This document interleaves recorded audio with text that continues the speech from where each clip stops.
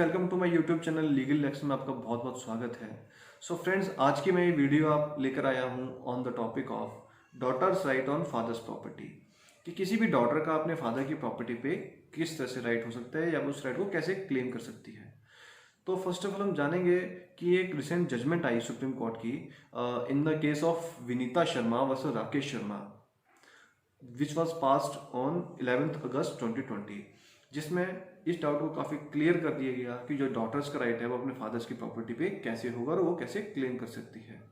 तो first of all हम जानेंगे कि जो पहले इसके रिगार्डिंग ट्रांसफर के रिगार्डिंग जो लॉ चलता था, हिंदू सक्सेशन एक्ट, जो कि बात करता है सक्सेशन और इनहेरिटेंस की, कि प्रॉपर्टी जो है वो कैसे बटेगी और फैमिली में और किस किस का कितना राइट होगा। तो सबसे पहले हम उसी के बारे में जानते हैं। तो हिंदू सक्सेशन एक्ट 1956 बात करता है succession and inheritance of property की, प्रॉपर्टी कैसे कैसे डिस्ट्रीब्यूट होगी और किसका कितना उस पर राइट होगा। तो फ्रेंड्स, हम देखते हैं कि 1956 में जो हिंदू सक्सेशन एक्ट पास हुआ, इसके पहले क्या हुआ करता था।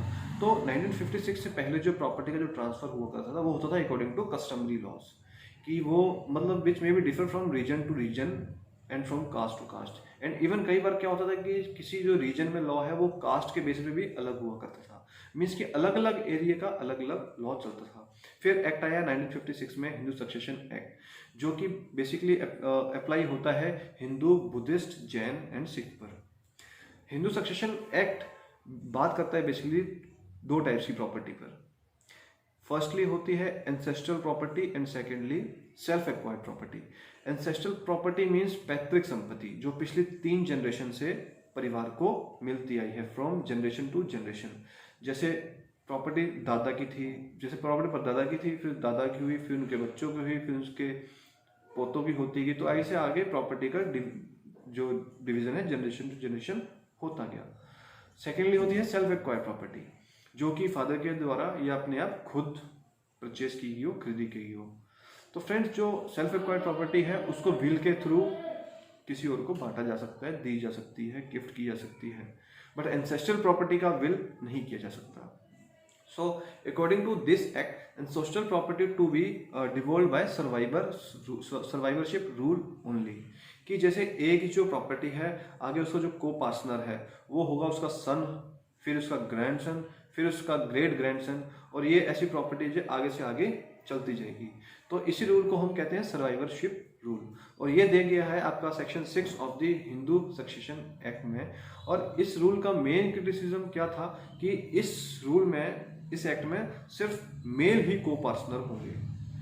मतलब ये एक्ट ये भी कहता था कि जो मेल लीनियज होंगे, सेम ब्लड वाले ही इसमें को पार्टनरी राइट के लिए एंटाइटल्ड होंगे, और इसमें वाइफ, विडो है वो जो को पार्टनर नहीं हो सकते, वो को पार्टनर के लिए क्वालिफाई नहीं कर सकते। तो यही इस एक्ट का मेन इशू था, मेन जो प्रॉब्लम चल रही थी, कि इसमें जो है सिर्फ मेल को पार्टनर्स को ही प्रॉपर्टी का राइट है, एंड किसी भी विडो, वाइफ या डॉटर का कोई राइट नहीं। जब भी कोई अपनी विल बनाता है तो वो सिर्फ अपनी सेल्फ एक्वायर्ड प्रॉपर्टी के लिए ही बना सकता है। एंसेस्ट्रल प्रॉपर्टी के लिए जो डिवीजन है वो होगा according to this act only. तो फ्रेंड्स, फिर क्या हुआ कि इस एक्ट में 2005 में जो सर्वाइवरशिप रूल चलता आ रहा था कि property from generation to generation जाएंगी, उस रूल को एब्रोगेट करते हुए इंट्रोड्यूस किया गया testamentary succession and intestate succession. Testamentary succession से हमारा मतलब है कि एक टेस्टामेंट बनाना, यानी कि एक विल बनाना, मीन्स कि एक वसीयत बनाना, और उस वसीयत के अकॉर्डिंग ही जो आपकी प्रॉपर्टी होगी वो अपने हिसाब से आप किसी के भी बीच बांट सकते हो, चाहे तो फिर वो विडो हो, अपने सन को, डॉटर को, या किसी भी एबीसी को। तो जो अपनी सेल्फ एक्वायर्ड प्रॉपर्टी है लोकेट करनी है तो वो की जाएगी according to testamentary succession only. Second है इंटेस्टेट सक्सेशन। अगर किसी पर्सन की डेथ हो जाती है बिना विल बनाए, या फिर किसी एंसेस्ट्रल प्रॉपर्टी को अगर डिवीजन किया जाना है, तो वो उसके लिए 4 क्लासेस बांटी गई, क्लास 1 to 4। ये किया गया 2005 अमेंडमेंट में। जैसे क्लास 1 में आपका आता है कि first of all widow, son and daughter, कि 2005 अमेंडमेंट में कहता है कि जो भी अगर किसी इंसान की डेथ हो जाती है, अगर या फिर एंसेस्ट्रल प्रॉपर्टी का डिवीजन किया जाना है, तो सबसे पहले राइट जाएगा विडो का, सेकंड उनके सन को, और सेकंड फिर उनके डॉटर को। मीन्स कि तीनों को जो है वो इक्वल। फ्रेंड्स, जो उसमें ये जो एक्ट में अमेंडमेंट की गई 2005 में, ये इन्फोर्स की गई फ्रॉम 9 सितंबर 2005 से।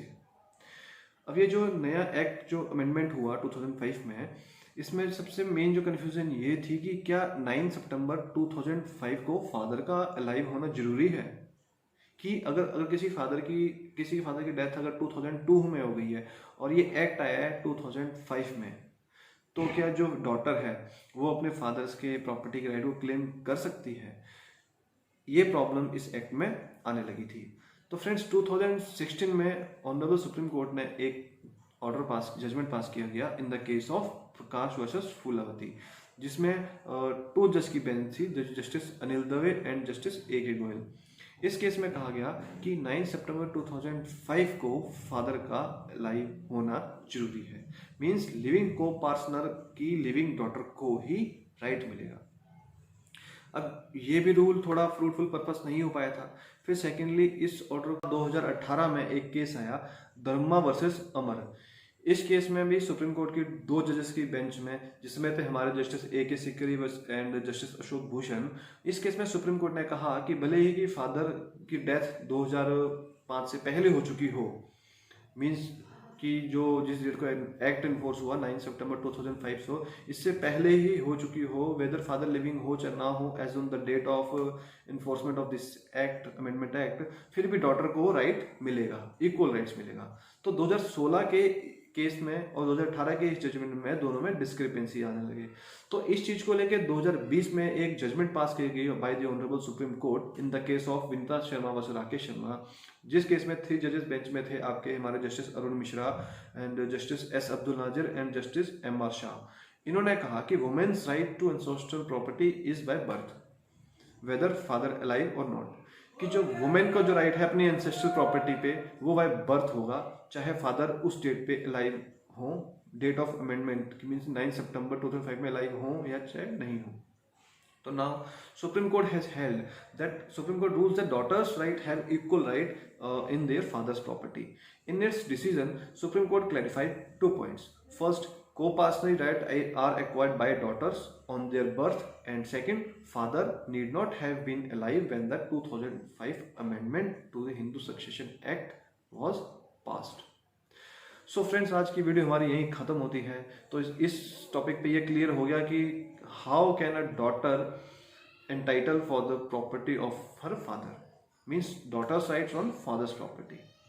सो फ्रेंड, उम्मीद करता हूँ आपको आज की वीडियो पसंद आई होगी, और आपको अगर वीडियो पसंद आई है तो please like share and subscribe, और अपने अपने व्यूज़ देते रहिएगा ताकि मैं फ्यूचर में भी ऐसी टॉपिक्स आपको अपडेट करता रहूँ।